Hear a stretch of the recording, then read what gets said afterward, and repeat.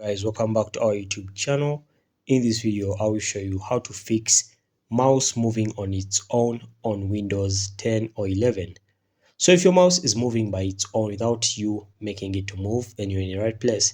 So the first step is to come to the search bar here and then search for run and then open up the prompt of run.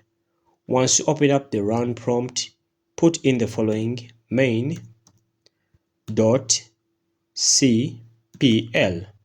After inputting main.cpl, tap on OK, and then when it runs like this, as you can see, it will then show up the pointer options.